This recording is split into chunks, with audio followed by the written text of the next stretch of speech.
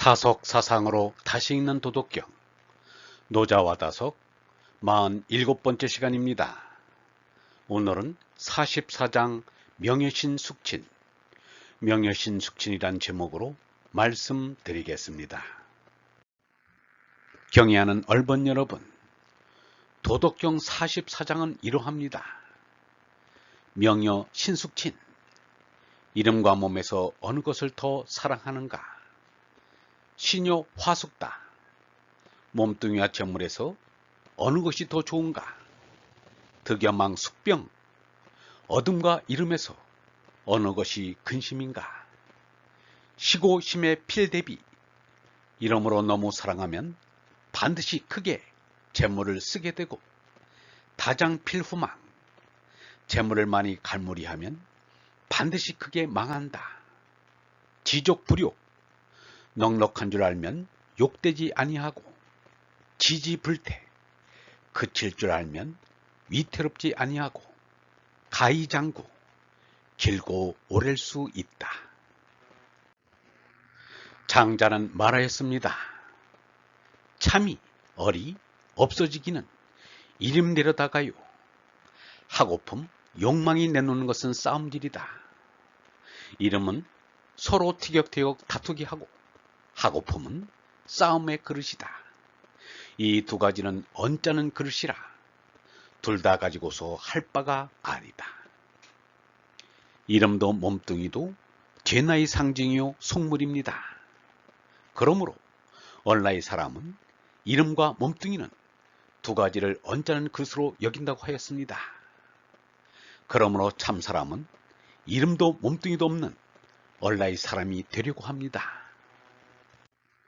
이름 붙은 몸나에 대해서 유영문은 이렇게 말하였습니다. 사람이 이름을 자기로 아는 사람도 있다. 명예에 취하여 체면을 지키다가 거짓말을 하고 속빈 껍질이 되어 살아가는 사람이 얼마나 많은가. 이름이란 마치 감옥에서 죄수에게 붙여진 죄수 번호와 같은 것이다.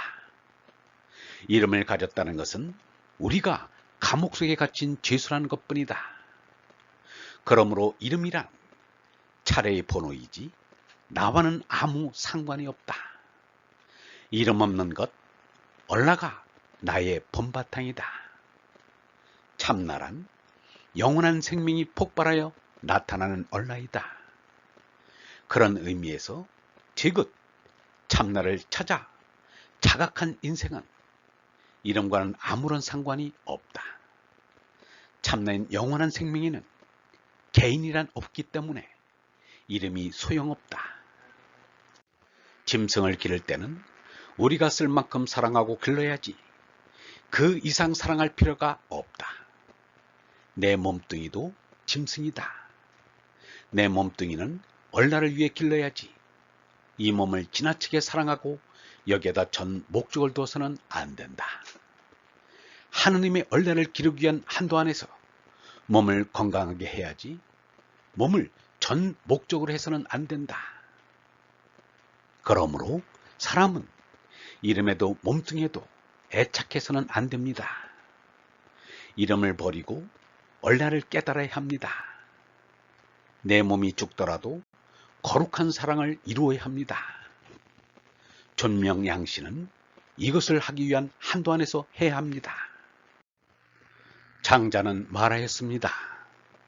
이름과 가면이라는 것은 거룩한 사람도 잘 이기지 못한다. 노자는 몸뚱이와 재물에서 어느 것이 더 좋은가? 라고 물었습니다. 유영문은 여기에 대해서 이렇게 대답하였습니다. 사람에게 매이려하고 재물을 모으려 하는 매임과 모음은 그만두어야 한다. 이 세상의 것을 전부 잔뜩 모아서 가지고 있으려 하여도 그렇게 할 수가 없다. 사람이 모으는 것과 매이는 것을 전제로 공부를 한다면 아예 공부를 하지 말든가 해야지. 그래서야 세상에 나와서 무슨 짓을 하겠는가. 매이고 모기만 하려고 하면 영혼과는 융합될 수 없다. 꿈 같은 이 세상에서 꿈꾸듯 지나가는 것밖에는 안 된다. 매이는 것과 모으는 것은 집어치워야 한다. 자꾸 매임과 몸만 찾다가는 마귀 생각에 빠지는 것밖에 아무것도 아니다. 몸은 제나를 부르기 위한 이름이요 기르기 위한 재물입니다. 그러므로 이름이나 재물보다는 제나의 몸이 더 중요합니다. 그러나 이 몸이라는 것은 언제 죽을지 모르는 송장 후보에 지나지 않습니다. 유영문은 말하였습니다. 우리는 몸으로는 날 때부터 사형 선고를 받았다. 형무소에서 죄수를 사형 집행하는데 모르는 결에 끌고 가서 딛고 서 있는 마루청이 떨어지면 목이 졸려서 죽는다. 우리도 그와 같이 마루청이 떨어지지만 않았지. 언제 마루청이 떨어질지 모르는 그러한 형편에 있다. 이 사실을 잊으면 쓸데없는 잡념에 시달리고 욕망에 잡히고 교만에 빠진다. 몸은 아프고 마음은 걱정인 괴로운 제나의 목숨은 얻는 것이 근심인가? 잃는 것이 근심인가? 장자는 말하기를 옛날의 참사람은 삶을 기뻐할 줄 모르고 죽음을 싫어할 줄 모른다 라고 하였습니다. 노자는 이미 13장에서 이르기를 내게 큰 걱정이 있는 까닭은 내가 몸이 있기 때문이다. 내가 몸 없음에 미치면 내게 무슨 걱정이 있으랴 라고 하였습니다. 여기에서 어버이가 낳아준 우리의 몸 생명은 머지않아 죽는다는 것을 알고 하느님이 낳아주는 영원한 얼생명으로 손나야 합니다. 유영원은 이렇게 말하였습니다. 우리가 뭐라고 이 짐승인 우리에게 위로부터 난 영원한 생명 어레나를 주셨으니 이게 정말 사랑 아닌가? 우리가 여기서 몇십 년 사는 것으로 그치라는 게 아니다.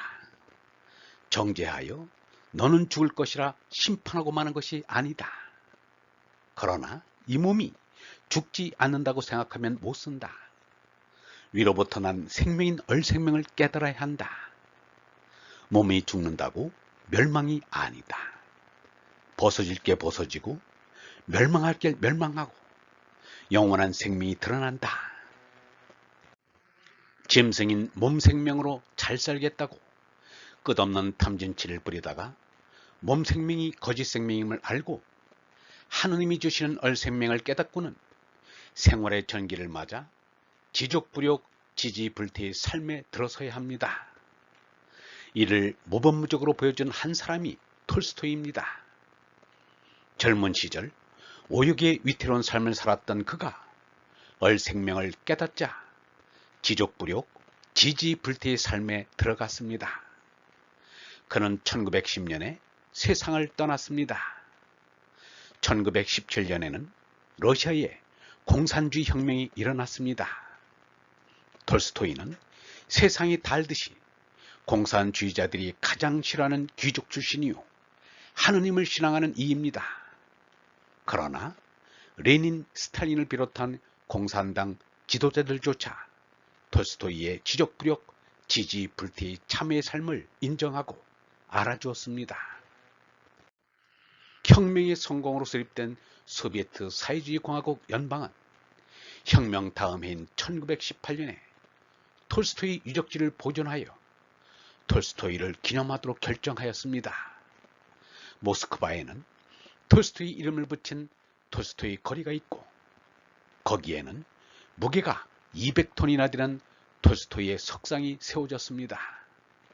그 석상은 16년이나 걸려서 만들었으며 1972년에 제막되었습니다.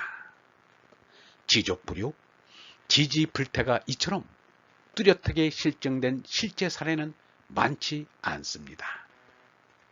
우리나라 역대 대통령 가운데 몇몇은 노자의 지족부력, 지지불태를 몰라 하와이로 몰래 도망치고 부하에게 저격을 당하고 돈 때문에 감옥에 갇히는 몸이 되었습니다. 이기붕은 이름과 재물에 지나치게 집착하다가 일가족이 자결하고 모은 재산을 잃었습니다. 이것이 노자가 말한 너무 사랑하면 반드시 크게 재물을 쓰게 되고 재물을 많이 갈무리하면 크게 망한다라는 것입니다. 수나라 양제가 대군을 이끌고 고구려를 침략했을 때 고구려의 명장 을지문덕이 이에 맞서 싸웠습니다. 을지문덕 장군은 적군을 유인하는 방책으로 적장 우중문에게 글을 보냈습니다.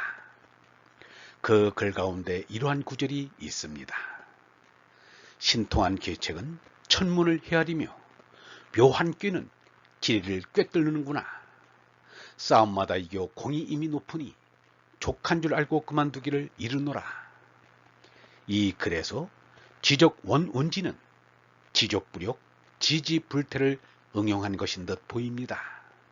이는 을지문덕 장군이 노자의 도덕경을 읽은 것이 아닌가 짐작해 합니다. 만족할 줄 아는 얼번 여러분, 개인과 가정, 회사나 국가도 지적불욕, 지지불태를 잊지 말고 부족한 듯한 상태에서 만족하고 멈출 줄 알아야 합니다. 욕심이 과하여 멈추지 못하면 반드시 그 화가 미칠 것입니다. 그칠 줄 아는 자는 현명합니다. 그칠 줄 아는 자는 겸손합니다. 그칠 줄 아는 자가 복이 있는 사람입니다. 매사에 언젠가는 멈춰야 하는 줄 알고 그 때를 알아 멈춰야 합니다. 모든 것이 그렇습니다. 돌이켜보면 지난 일들이 좀 부족한 것 같지만 그런대로 만족스러웠습니다. 경애하는 얼번 여러분, 우리는 작은 것에서도 만족하며 즐겁고 기쁘게 살아갑시다. 영성신학원 다석아카데미의 하늘소리였습니다.